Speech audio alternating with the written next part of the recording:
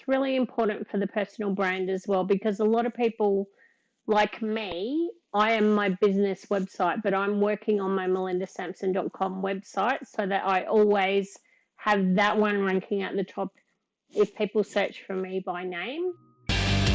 Welcome to Reputation Revolution. This is the podcast where we help individuals like you to establish your voice in the marketplace, enhance the credibility of that voice, extend the reach of your story and your message, and finally, extract value from your efforts in building a meaningful personal brand that's both recognized and respected. Now, on with the show. Alrighty, welcome back to the Reputation Revolution. My name is Trevor Young. Great to have your company here on the podcast. You know what? It's one thing to create great content which resonates with people. You build an audience over time through organic means. Just because you're visible in the marketplace, you've built a compelling brand. Your videos are getting traction on YouTube. You're speaking on stage, perhaps. People are asking you to be interviewed on their podcasts, and so these are all good things. What you're doing is you're building a rock solid reputation. But sometimes this is not enough, because sometimes you're wanting to build a personal brand based business, and that's clearly not enough. You attract enough leads organically, potentially, but maybe you want more. Maybe you want to take things up a notch. Maybe you want to build a bigger business around your personal brand. And that's when paid media comes in. So we talk a lot on the podcast about owned media, earned media, social media. Well, today we're dedicating the whole podcast to paid media. And I've got a round table of experts today. So to help me unpack everything paid media, there's going to be a lot of juicy stuff in this today. We've got three experts. We've got Kim Wallace, and I'll get them to talk a bit about themselves. Kim Wallace from Higher Ranking. We have Miles Harris, and we have Melinda Sampson. G'day, guys. Hello. Hey, Trev. Right, so I think it'd be great to have a bit of, if you can just give us a quick thumbnail sketch of each of you, just so we have some context of, because the whole paid media and the larger digital marketing sphere encompasses a lot of things. So it'd be good for listeners to be able to work out who's who in the zoo. So Kim, you want to start off, mate? Yeah, thanks, Trevor. My name's Kim Wallace. I'm the founder and director of Higher Ranking. I've been in digital marketing for 20 years, ad tech for 20 years. Yeah, is that enough, Trev? Well, what does Higher Ranking do? What are your areas of speciality? Put it that way. I love tying marketing spend to return on investment, and different companies have different appetites and structure, both in their technology and their business process, that enable me to do that. So whatever the fit is for that business, we'll track everything to conversion, or whatever that conversion, that KPI is for that business. So offline phone calls, and online, whether that's a webinar, bums on seats, whether that's a podcast or a vlog, or whether that's lead generation through form submits and contact us forms. And higher ranking also genesis in SEO, which we'll cover today. I know I think SEO is kind of like an earned medium, but because often you're going to have to pay someone to do it properly, then we'll put it under the paid bucket. So SEO we'll get you to talk about in a minute as well. Yeah, SEO and also LinkedIn lead generation. All right, we'll make sure we tick those ones off. All right. Melinda Sampson from Click Winning Content. Click Winning Content, yeah. So yeah, I'm Melinda, but everyone calls me Mel. I actually call myself the godmother of Google Ads, because I've been around since 2006, which is a little bit after Google began, but it's a very long time. And I always say that Google years are like dog years. So if 16 years equates to about 112 years in dog years, so I've been in Google Ads. You're looking all right for 112. Thank you. Don't look too close. But yeah, so all I do is Google Ads. We decided about 5 years ago to just specialize in this because it's very fast. Google changes a lot, and we're running to keep up all the time. So while I can do other things like website optimization and Google Analytics and things, my business purely focuses on Google Ads and getting the best return for our clients. Sounds good. Return on investment. This sounds like it's going to be a theme. I love what Kim I might said, have to actually, change. and I'm going to bang on about that a lot today. It's all about the return, all about the return. Yes, well, Kim's mentioned that, and I'm sure Miles Harris is going to as well. G'day, Miles. Hey Trevor, how are Good, thank you? you. Miles Harris, and I've been advertising on Facebook since 2011, and been working with Facebook since a few years before that, under a guise of a German automotive manufacturer. When all the dealers were like, "Oh, people are getting us feedback on our Facebook pages. What do we do?" So that's sort of, well, you'd be nice to them for start. And yeah, so in that time, it's really changed, and it was a lot easier then to what it is now. I'm currently working with a company called BuzzPop Brands, which specialises at the moment in branding for FMCG clients, and it's certainly a fascinating space, getting people to buy products in a supermarket Yeah. as opposed to directly online. So been going for a long time, and Facebook is where my history's been, but I'm certainly moving a lot more towards TikTok at the moment, which Yep. is the results really remind me of what Facebook was like in the old Yeah. days. And so if we put you in a bucket, it's going to be social media advertising, Yeah. Facebook, Instagram skew, but now into TikTok. And I know you've done some LinkedIn and Twitter stuff as well. So you're well placed. Yes. So while we've got you here then, Miles, and you're on a roll, just in an overarching, so we're going to ask each of you this question, but what's the state of the nation when it comes to advertising on social media? What are you seeing from a big picture view? Is there any trends? Is there any changing things coming up on the horizon? What are you seeing out there, just from a broad brush perspective?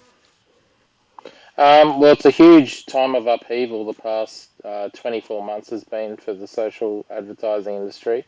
And as we know, Facebook has been rebranded into Meta. And from what we think anyway, that's really Meta drawing a line in the sand saying Facebook and Instagram is sort of our old business, and they're going to be under attack from Yep. governments for the next foreseeable future, and Meta is where they're going to head.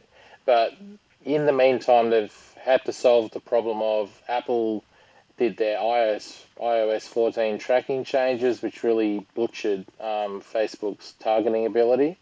And so they've been repairing that damage to their ad system, as they see it. So find it interesting that my reps are, instead of calling them interests now, they're calling them signals. So reportedly, Facebook's going to be using AI to predict actions internally in their app to serve ads rather than gathering external data sources such as location and bank statements and all those things that they used to do to sort of see what you're actually interested And so in. just to extrapolate out on that for people who aren't aware, the iOS is the Apple operating system, and people who have updated with their mobile devices have the opportunity to say "Do not follow me" to any apps, and Yes. that's really hurt Facebook's ability to track you and therefore to get data on you from an advertising perspective. Is that right? Yeah, that Okay. sounds like Trevor's break. Yes, that's correct. They've really, that internal data that comes from the tracking Yep. of on a mobile device has really been hurt. But they're finding New ways around it. they're rebuilding that from a higher level all the way down again by doing things differently. And I'm certainly seeing the results, and a lot of the people I work with are seeing the results pick back up again. Okay, that's In terms of that. So things just have to be done differently. It's not a Facebook problem. It's everyone. Everyone was doing the same thing. yep. Twitter, LinkedIn, TikTok, all gathering from external, and it's got to be done differently Yep. now. Alrighty. Excellent. Mel, what's the state of the nation when it comes to Google Ads? What are you seeing out there? Very good question. So the big thing from Google's point of view is automation, so AI, so machine learning. So set all your campaigns up, let the machine learn, do it, let the machine learn. And that, if you have quite a low ad spend and don't know what you're doing, to be honest, that can be very effective. But I will publicly here and now advocate, and I'd be interested in what Kim thinks as well.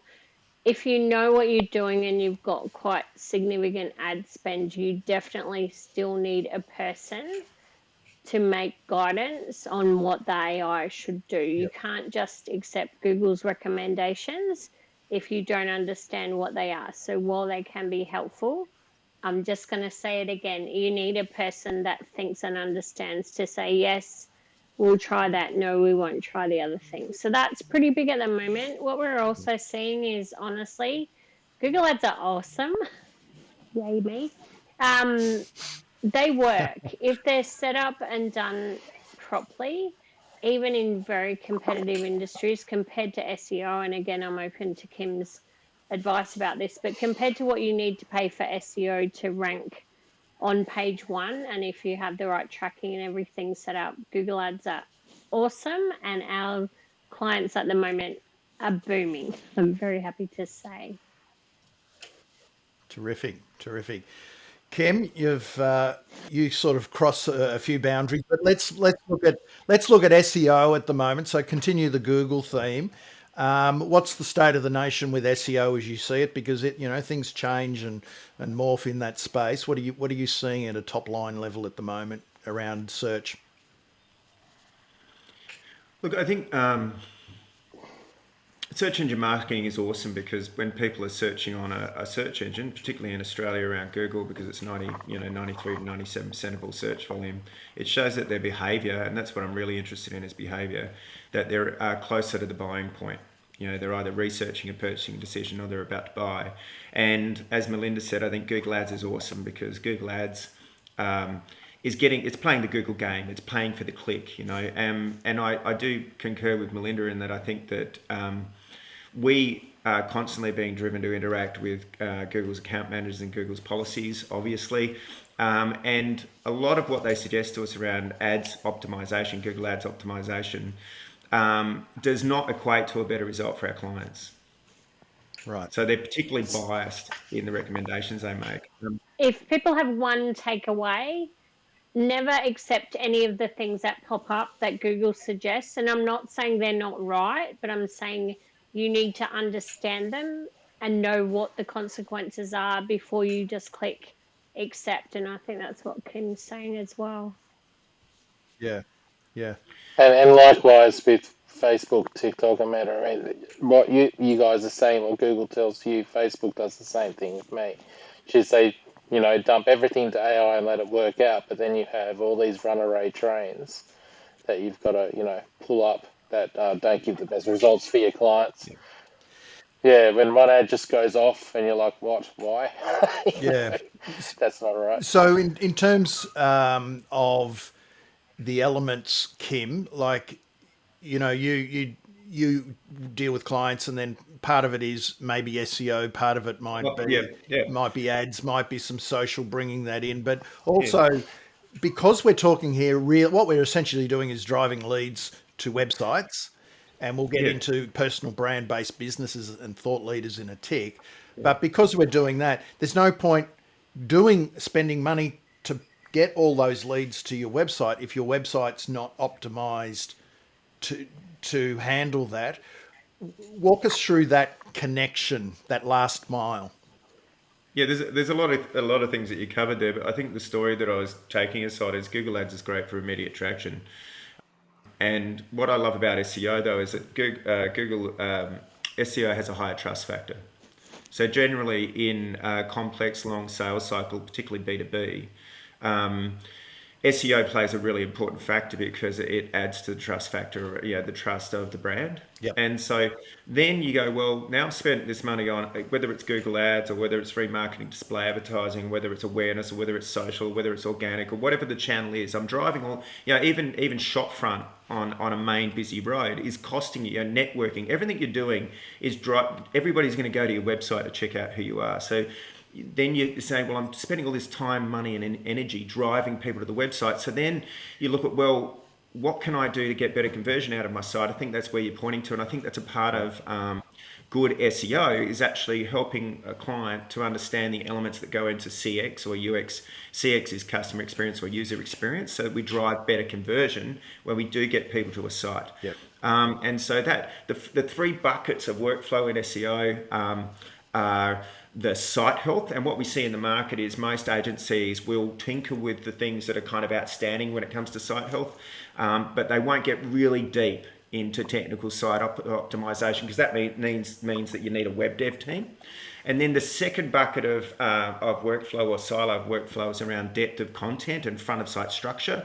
And again, we do see those, 80% of agencies that are out there around a transactional relationship, they'll drop 1 or 2 pages around the keyword set that their policy is guided to. So we're going to optimize these 5 keywords. Really good example of that is an Indigenous construction company in Sydney spent 12 months, and I won't name the agency, and they went, it's been great, we're front paged, position 1 to 3 for Indigenous construction company, and I'm so how's that impacting your bottom line? How's that impacting your business metrics? What leads is it generating for you? And they're like, none. And I said, that's because it marries with your business need from your perception around your buying process, but there's no search volume for Indigenous or Aboriginal construction company or Indigenous construction company. So that conversation should have been had around the research up front before you got into the market, and maybe a wider keyword set. But most people aren't doing front of site structure as deeply as they should be, because it's one of the largest levers that you can pull for organic ranking on the front page of Google. I know that most of my clients, when I finish that depth of content, that front of site structure, within 1 to 2 months of that site being indexed and that new content and structure being indexed, they'll get a doubling of impressions and click through. And then the third bucket is around backlinking profile, and that's where most agencies play. They'll go, we're doing 500 backlinks a month. Most of them are taken to these offshore sites where it's very low domain authority. It looks like it's high value, but the actual intrinsic value is very, very low. And so the problem is that people are being sold these very easy to buy packages. They're very transactional, and they're not being educated along the way. And so they don't, and many of them don't want to understand what goes into good SEO. They just get confused by it. So these people are playing on that, and they're selling the package that the person can afford. But in reality, when you look at the competition and the amount of work that needs to be completed monthly for them to actually rank for good keywords that are going to really shift the needle for their business, that conversation is too difficult for both parties. And so they go through this transactional process and they buy something. 12 months later, it creates a bad name for the industry. And 12 months later, that $6,000, $8,000, $12,000 they've spent has had no impact on their bottom line. So really anyone who's going to go down the SEO path really needs to do their homework and at least understand the basics. So I've always, from what I gleaned from that, you've got your content and your keywords. I'm going to be oversimplifying this, Kim. Your content and your keywords, that side of things and what people are searching for. You've got your on-site SEO, which is the technical aspects and the health of your site, as you mentioned. And then the backlinks is when other sites of authority link back to your site, which then helps raise your rising tide lifts all boats. It helps raise your authority in the eyes of Google. What we'll cover in a minute is the earned media side, which we talk about a lot on the podcast, which means that if you're being interviewed on a really big podcast or an industry publication or on the BBC or the ABC in Australia or, the Wall Street Journal in America, if you get a link back from that, that's a high authority site. So that ties back into the whole media relations side of running your brand. A good deep SEO audit will audit those top 4 or 5 competitors, and it will actually give you all of the domains, and you can list the domains in order of domain authority, and you'll have hundreds of domains that have shown a propensity to publish content that is similar in nature to what you need to publish. So we already know they're willing to publish that content, and then you would go through all of those domains and reach out to them and say, well, what content can we create for you that would be good for your audience, good for our audience, and have an inbound link to us. And that's kind of like going into a networking environment with 200 people, and 20 people there love what Trevor does, and they're all saying, go and talk to Trevor.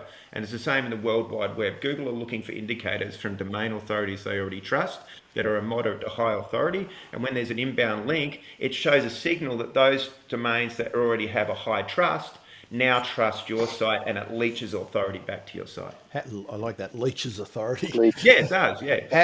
How do you? What's that tool? Is that a tool or a platform, or it's? So part of a deep technical SEO audit, even before you get started, Right. we'll show you a competitor landscape, and not many agencies do that, and even big companies that get into that are astonished by the amount of data that goes into that, and the landscape that it paints and the way forward for them. Just the technical, it's driven by data. It's not driven by a kind of stab in the dark, black hat approach. Or a lot of people think of SEO as being mystical. It's not. A good SEO is driven by data. Right. Excellent.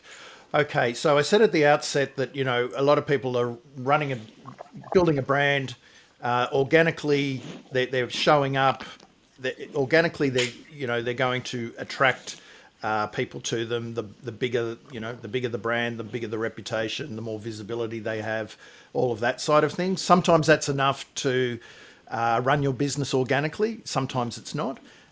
Sometimes you might want to grow your business, and as I said at the outset, you need some probably paid media and other digital marketing activities. I've always said brand versus demand, and this is the demand side. The brand that we mostly talk about, building that brand and reputation 365 days of the year, that's your bottom of the pyramid, and it just keeps building and building, and that's the organic side. Now we're talking about the demand generation. So if you put yourself in the shoes of someone who's running let's call it a personal brand based enterprise. So basically it's they are the front person for the organization. They could have a small team of 5 or 6 people.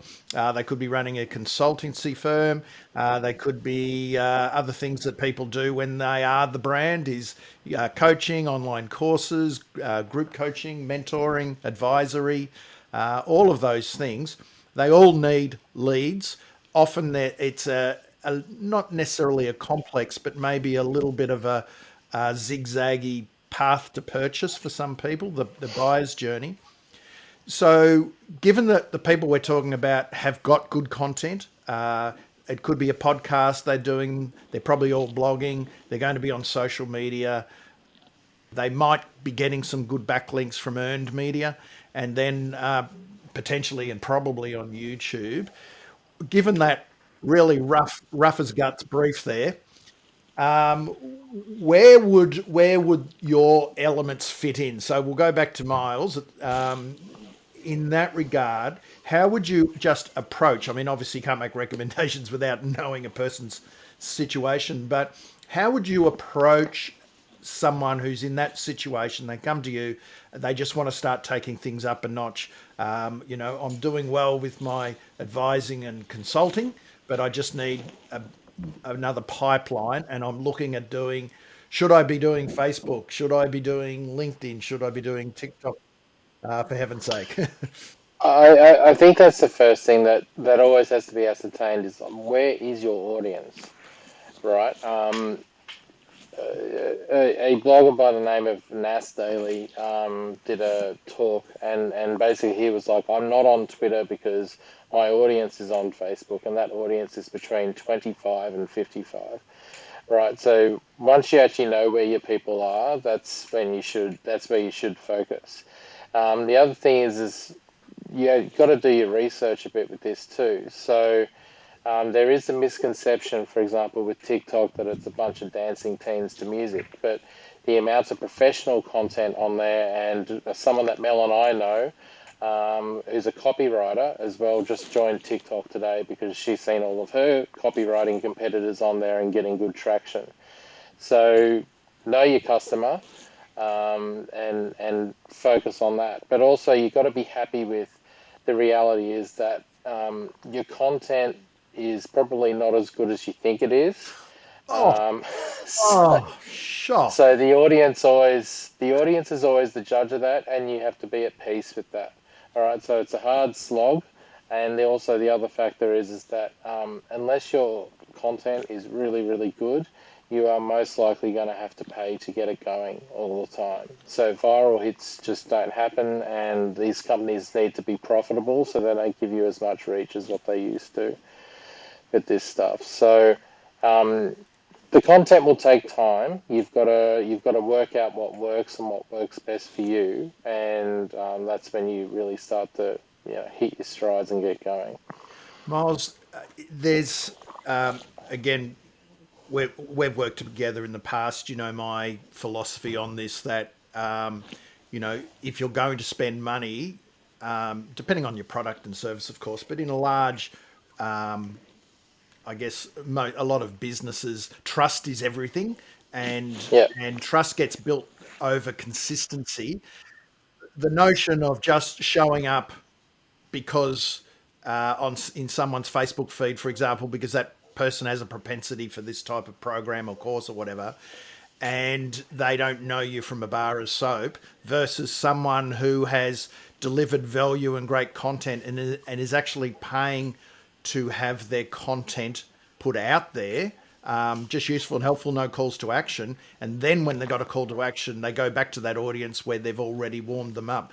Let us know on your thinking on that. Has that changed at all? no, it hasn't changed. I think the type of content has changed. At the end of the day, you are forming a relationship with your customer, and you want that relationship to be formed slowly. You don't want figuratively to try to get into bed with them, i.e., sell with them the first time that they see you. So, organic and sort of the 9:16 ratio portrait style content, because of TikTok and Reels, works very, very well to be promoted because it's natural. It doesn't come across as an ad. And even those are working quite well as ads right now, including things like tips, for example, just something of value that you're giving that person, for free. And then you can come back and use retargeting to sell the course or sell the product or whatever it is that you eventually want to get them in for. Yep. Mel, on your side of things, at which point would someone who's built up a thought leader brand or a personal brand based business, they're up front, but they could be running a consulting firm, for example, but they still need to generate leads and sales. And I guess consultants and advisors and mentors and that, they use Google Ads a lot. What's your thinking around all that? At which point do you do it? Is it in the early days, or is it as you reach a certain level? And do you go hell for leather in it, or just go really long tail keywords? There's about three Very good questions there. question. So, take me back if I miss anything, but I think this aligns with both what Kim and Miles already said. So, before we do any Google Ads for any client, regardless of the topic, our approach is website, conversion tracking, paid ads. Never jump in and go, I've got no traffic. Give me Google Ads, Mel. I'm like, no, your website, am I allowed to swear? No. Your website's not ready. So everyone needs a good website before you pay for any traffic. And it's a whole separate topic, but you guys all know. So it includes fast to load, mobile friendly, good design, good copy, clear call to action, all the things, good tracking as well. So that leads me to the next thing, conversion tracking. What is it that you want people to do when they get to the website? So I know, Trevor, you mentioned we're talking about getting traffic there, but I will never take a client that says to me, Mel, get me traffic. Actually, do you know what? If they did, that is the easiest campaign in the world. I can get you any old traffic from anywhere for 3 cents a click, but that's not going to build your business, right? So what is it that you want people to do when they get to your website? Be very clear about that and have tracking. So for you, Trevor, perhaps with the School of Influence, you wanted people to sign up for the course. So have Google Analytics, have that tracked so I can tell you you spent this much money and you got this much, and you can see what the return is. So we very much focus on that first, and then we look at the paid ads. And then the first thing I'd encourage everyone to do is search for yourself in Google. So I did this for all of us today, and Miles, I will use you as an example because there's a rogue Miles Harris ranking in Google above you, who's a reporter in the US. So he's all over the SERP, so that search engine results page. So in this instance, if Miles had a course or something connected to his personal brand, the first thing I would suggest to him is brand ads. So we bid on Miles Harris. We put his ad up there that says A, B, C, D, whatever it is. I have a course launching, or work with me for social media ads, and it brings them into the right landing page. So if that was important to Miles, that's what I do right now. Having said that, you don't have,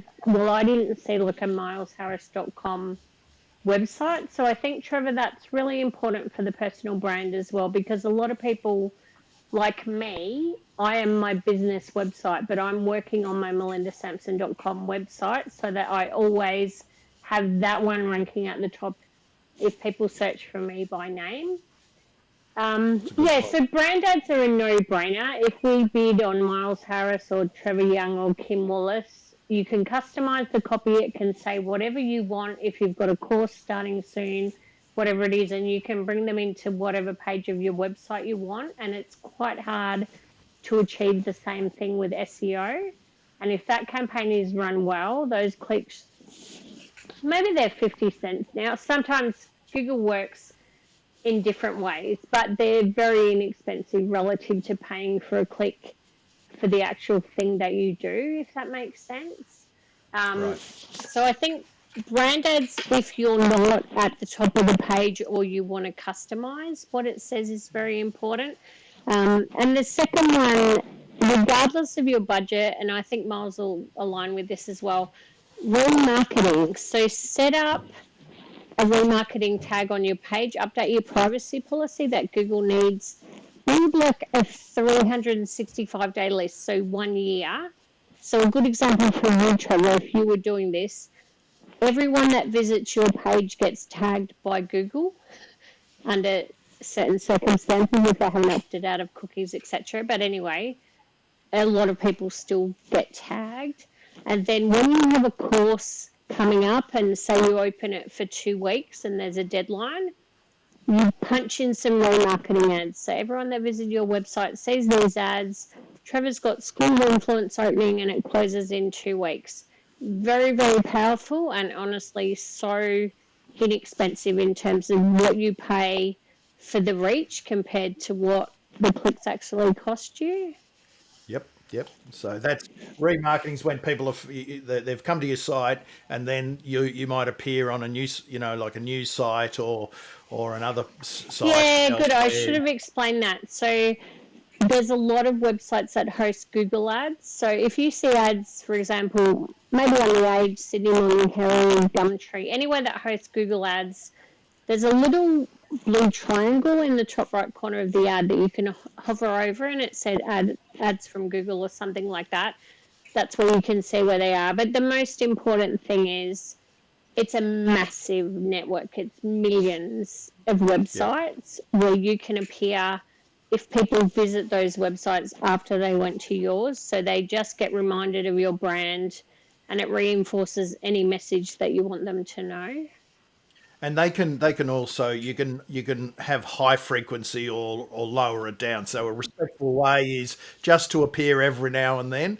Probably the more bombastic way would be to just smother them, and maybe they get sick of you chasing them around the web. That's a really good point. So there's a setting that says let Google optimize if people choose to do that. But we base it on how long is the campaign. If it's evergreen going, we do quite a low frequency cap so people don't see the ads too often.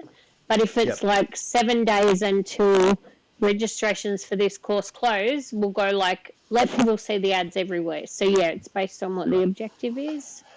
Okay. And Trevor, just to throw something in here that might make Mel and Kim grumble at me, but if you haven't got a website that's up to scratch, and is not in a position to take traffic, then Facebook and TikTok and LinkedIn have other solutions for that. So if you need leads, they can do native lead forms, which is lead forms within the actual app itself, without sending them to a website that's most likely going to not convert people and be very, very expensive for you to do so. And the other thing that Facebook and TikTok have launched is something called instant experiences as well, which is like a little mobile website within their app, instead of sending them to your website that may not be up to scratch. So if you need to get going quickly, there are internal options before you go down the whole change your website route. I think that's Kimmy, actually really great, Miles, and it takes away one of the roadblocks. If the website's not good enough, you can just do this. My interest would be, how much tracking do you have? Like, how many people viewed the form versus filled it in? Does Facebook give you Yes. that kind of Yeah, information? and you can retarget on that as well. So you can retarget Okay, on yeah. people that have opened up your lead form but not filled it in. So, you can double down on the offer or do something else to get them to fill it out. Instant experiences, you can track people that have viewed the experience and click call to actions on those instant experiences as well. But yeah, it's just an easy way to sort of get a little website up and running that you don't own and that you don't have any Google Analytics on or anything like that. But if you need to get going, it's a good alternative. No, if it works, that's awesome. you're sending shivers up Kim's spine there. So Well, not really. I mean, I'm a really big advocate for if you're in a B2B space. So if you're an advisor or you're building a personal brand around professional services or something, you're in a B2B space. I'm all about finding your audience and getting rid of the noise. yep. And I love LinkedIn because in Australia it's so difficult to buy good quality data. And Yeah. so, and the quality of what you pay for the quality of data is very poor. Whereas LinkedIn, I can target by job role, I can target by industry, I can target by size of business, I can target by length of employment, I can target by how long they've been in a job role like that. So there are all these layers that I can filter the perfect avatar. And what is frustrating about LinkedIn is that LinkedIn has a limit of 100 connection requests a month. So I have been looking for 2 years for the right platform that ticks most of the boxes, and none of them are perfect, but I want to be able to accelerate that. So I want to be able to do follows and likes, and I want to do comments, and I want to be able to get my face and my brand in front of that person through my personal profile, not a website, not a business brand, but my personal profile, which is attached to higher ranking. But I want to get that in front of the perfect avatar. What do you say to, and there's the two schools of thought on this. So it's a really good conversation to have, and jump in, Mel and Miles. That sounds like a band, doesn't it? Mel and Miles. Mel and Miles, yeah. Sorry, it doesn't ring right with Kim. Mel That Miles. sounds like a 70s band that's going to... You don't want to hear me But sing. those people that we get bombarded, we accept an invitation request, and then we get the quick follow up pitch. Now you're saying it could be soft, Yeah. it could be hard. So you're totally right, Trevor. It has to sit with your approach to market. And so, like I said, in more complex, higher value niche markets, you would want to put whatever your current account-based marketing process is probably around a softly. So I've got this white paper, or I've got a webinar coming up, or I've got a podcast I'd like you to join, and that's just getting them to engage with my brand. And now I'm going to nurture them over time. So it can be whatever you want. It can be, actually, I'm going to go for the hard sell. It can be a soft sell. It can be what that messaging is, just a window of opportunity to connect with an individual that's the right person. And now it's up to you to create and craft that messaging around your approach to market. For me, I'm unashamedly sales based. Other companies, in no way am I doing that. We've got a webinar coming up. Can you get bums on seats? Actually, another one is also, which I really love, is I want to get more and more strong. So I've got a guy that does debt consolidation for ATO tax debt. He wants to connect to lawyers, accountants, and bookkeepers. So his isn't about getting the immediate sale. His is about building his referral networks out. Right. Look, So ladies and gentlemen, that's what, at least probably $5,000 worth of advice that we've just picked up here. Like, this is Absolutely. dark art stuff, Ken. This is fantastic. Yeah. yeah, so I'm looking at how do you take tech to get. So the big thing about LinkedIn is it's slow because you've got a limit of 100 a week. How can we play? How can we growth hack that? And there are. Don't get me wrong. I'll talk about that one on one with people if they want to, but I'm excited about how do I get that to scale, and then how do I sift through all the dirt to get the gold out and fit that with the business need. Yeah. And so if we look at LinkedIn advertising per se, so that's from a business account. And so that might be, you wouldn't really spend the money because it's usually a high click because your quality of your audience that you can target, as you mentioned, Kim, is quite high. It's very Yeah. good. You wouldn't, whereas on Facebook, you might say, here's my new podcast, or just put your latest YouTube video on and something like that, because the cost per view or click is extremely low. That's not the case in LinkedIn, as I understand it. Yeah. But so when you do advertise on LinkedIn, it's probably better to be something that's a lot more higher value, like a white paper or a webinar, that sort of thing, and where hopefully you can capture an email address to build your subscriber list. Well, you see, Is that, there's is two that schools. fair call? There's two schools on that. I've thought on that too. There's an awesome TED Talks video on the science of reciprocity. And so, do you want to drive people to have to exchange their personal details for you to give them something? The science of reciprocity actually says, well, if a waiter gives something freely, like 2 mints before he asks for the tip, he'll get more tips. If he actually comes back, turns around and gives them more mints again, so freedom twice, I'm giving you a freebie, or goes to walk away, comes back, I'm going to give you another freebie, he'll get 10 times the tip that he was originally going to get. Yeah. So it really depends on your psychology and your approach to market. Yep. Do you ask for the email list? And do you think your audience is actually going to continue to nurture through an email list? Or do you give something away freely and build trust in brand? Yeah, I'm glad over you time? raised that, because that's, we're all, we do talk often about email lists and particularly in B2B, but you do the giveaway of the ebook or something. And, David Meerman Scott, the author, once did some research and he says you're up to 50 times more likely to get downloads if you don't lead gate it with an email. And I'm more of that school of thought. If the goal, it comes down, isn't it, Mel? It comes down to your goals. If your goal is to get your name out there and get awareness, you want as many people downloading and sharing as possible. And if you put some paid spend behind that amplifies your voice even further. If your goal is, no, it's all about the email list, I'm happy to wear the fact that I get a lot less people clicking through. Then, because if they're clicking through, I'm going to pay for that click, I want them on an email, then that's your goal, then that's what you do. So would that be fair, Mel? I think, yeah, if I can jump in here, this is a good time to talk about how Facebook and Google work together. Even though I'm completely a Google Ads girl, I'm the first one to say to a lot of clients, what are you doing on Facebook and social media as well? And I'm a big fan of the marketing funnel. So while I love conversion tracking, I can't possibly track all the value that someone gets from a Google Ads campaign. And it's very important. And I consider this every single day when I make updates to campaigns. I'm like, you didn't get conversions, but what else did you get? So we need a lot of information to make good decisions about online marketing for a personal brand.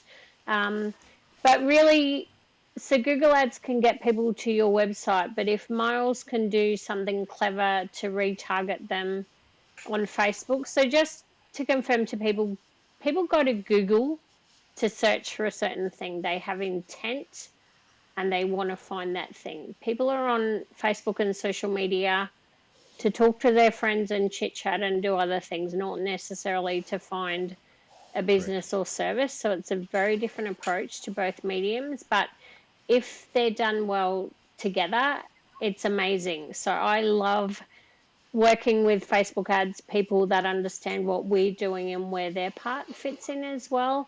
And just before we jump over to Miles, but we'll see in Google Analytics you had, I'm just going to make up some numbers, 200 visits from Google Ads and you got 20 people doing the thing.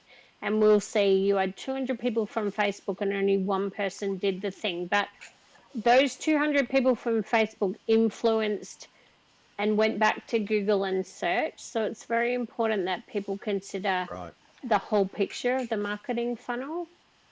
Yeah. And then you argue over the figures of attribution, Mel. That's always a fun Oh, we're chat. not going to have that conversation now, Miles. But I give Facebook more credit than we can see because Google Analytics is owned by Google and they give as much credit as possible to Google. And I'm completely fine that they do that. And Facebook And Ads likewise Manager with gives as Facebook. much to Facebook. So I'm the first one to say it doesn't matter. It's all good. As long as things are happening, it's all good.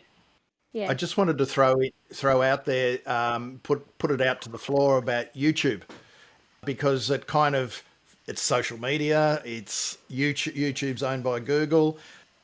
I've heard stories of people getting great value out of paid on YouTube, and that's not necessarily paid ads pre-roll, which I personally hate. It's probably the most click-through past thing on the web, but I stand to be corrected. But what are your thoughts, each of you, on YouTube? Because YouTube's a discovery engine, so can you pay to get your videos higher up in the discovery section? And what's the best way do you approach, if you do it all, approach YouTube advertising generally? Do you want to go, Miles? Or Oh, you're the Google person. You start with YouTube. I can okay, touch on other so videos. I resoundingly say we love YouTube ads. So maybe 5 years ago, Google said to me, and I repeat this all the time, it's like TV advertising, but way more targeted and way less expensive. And that's Yeah. still the truth today. I thought maybe 5 years later, it would be like what Google search ads were 10 years ago, whereas a lot of places to pay for a search ad click, you can still only get 6 to 8 people on the first page. So you've got to outrank them with the ads. So they're getting more and more expensive. But we do YouTube ads as part of the sales funnel for clients all the time.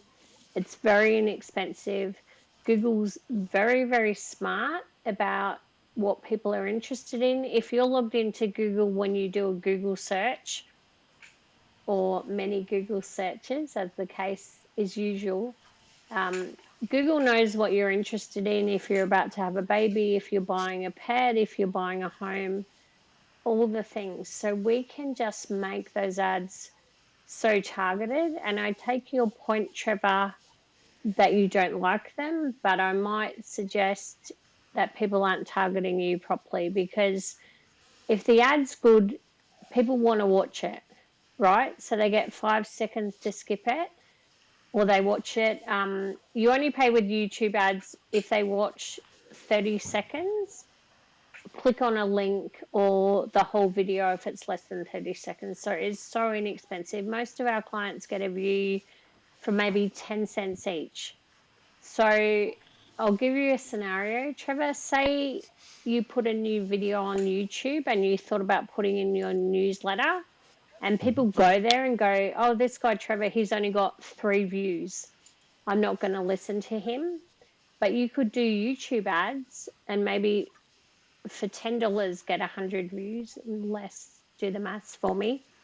For not very much, you can get a lot of views from the right people. So when the actual organic people go back and view their video, they say, wow, this guy Trevor, he's got 1,500 views. I need to watch this video now. So I think from a personal brand point of view, that's a very important thing for people to be aware of.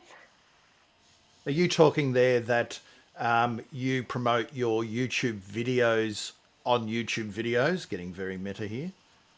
Yeah, good. I should have explained that. So there's different ways you can do the ads. So I'm talking about the ads.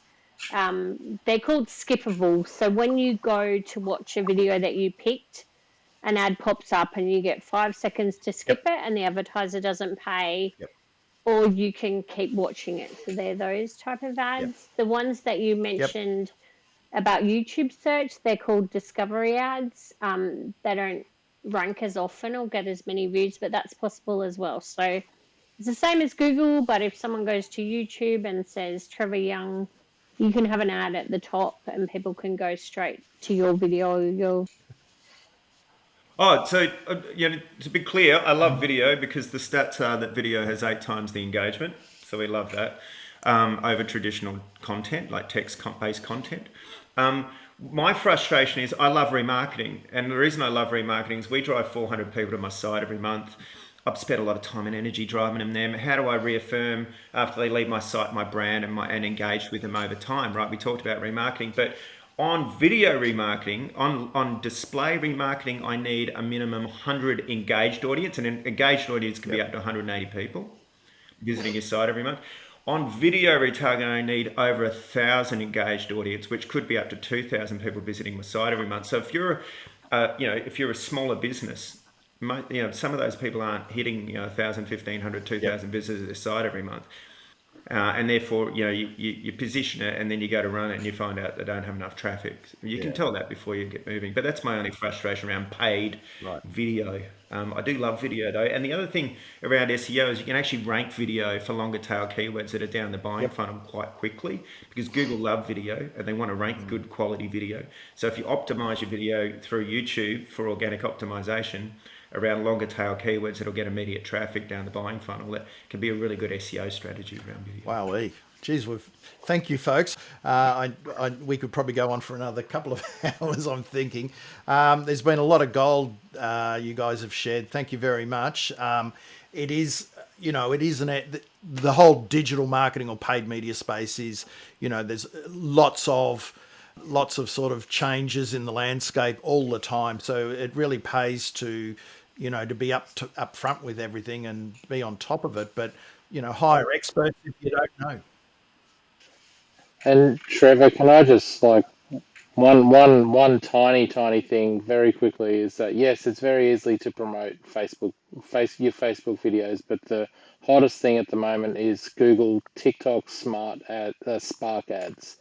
That's when you can promote TikTok Spark ads. That's when you can promote all of your content, all of your TikTok out to the wider audiences, and that's very cheap to do. So to add some extra value, sorry to cut in.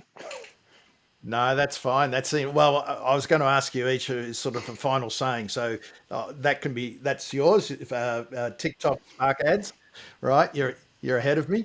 Kim, what's your final word for people who are considering the paid space, how to approach it, and what sort of mindset they need to be in? I won't talk budgets because that's horses for courses, but what sort of mindset do they need before they go into the paid media space?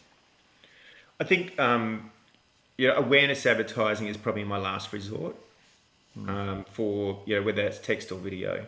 I love Google Ads because it's immediate. You're playing the Google game, paying for the click, and if it's well done, like Melinda said, if it's well optimized, and you need data to optimize, so it does take a bit of time, but it's the most immediate channel. People's behavior tell me when they're on a search engine that they're ready to buy or they're researching a buying decision. So if it's well done, that'll give a good return on investment, especially if it's tracked well and optimized. But I love, and retargeting would be one of my 101. Like, why wouldn't you run retargeting? You spend all this time, energy, and money. You can run it at cost per click. We get 400 people to our site every month. I spend $400. I delivered like 48,000 times my display ads followed around those 400 people and drove another 100 people in a month back to my site for $400. That's a no-brainer. But LinkedIn for a B2B, not paid, you have to pay for it. But LinkedIn connection request into sequenced messaging, immediate lead generation for B2B complex, high dollar value sales seems to be where I'm getting most amount of traction right now. Terrific. Thank you. And Mel, any final words? Oh, I was just going to say, anyone that has a good YouTube channel and has created some videos, I would encourage them to consider YouTube ads. Very powerful in a lot of different ways. Both discovery and pre-roll. Depending on the objective, You're a yes. pre-roll advocate. Yeah, if you're going to do discovery, I would have a very good YouTube Yep. channel. So you can take discovery to any video, but if people want to look and go, that's a channel, I think they want to see that you're established, not that you've just put one video on there Right. so that you can advertise it. So Okay. have like a whole YouTube strategy rather than just a Google Ads point. Yep. Gotcha.